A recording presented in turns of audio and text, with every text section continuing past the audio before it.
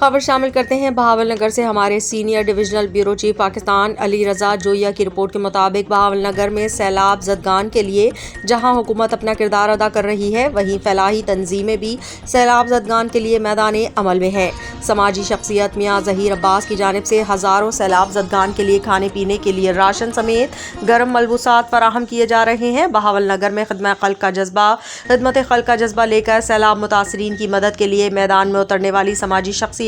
میاں ظہیر عباس نے میڈیا سے گفتگو کرتے ہوئے کہا کہ ہزاروں سیلاب متاثرین میں راشن سمیت گرم ملبوسات تقسیم کیے، بلکہ انہیں وزیر اعلیٰ پنجاب سے بھی اپیل کی کہ سیلاب متاثرین کے پاس رہنے کے لیے گھر نہیں، کھانے کے لیے راشن نہیں، اس کا فوری نوٹس لے کر انہیں راشن سمیت دیگر ضروریات زندگی کی اشیاء فراہم کی جائیں تاکہ سیلاب متاثرین کی مشکلات میں کمی آ سکے۔ دکھی انسانیت کی خدمت کرنے والے سماجی شخصیت میاں ظہیر عباس نے کہا کہ میری زندگی کا ایک ہی مشن ہے، دکھی انسانیت کی خدمت کرنا۔ انہوں نے کہا کہ سیلاب متاثرین کو تنہا نہیں چھوڑیں گے، جہاں تک ہو سکا ان کے گھروں میں راشن، سردی کے لیے گرم ملبوسات سمیت دیگر ضروریات زندگی کی اشیاء فراہم کریں گے۔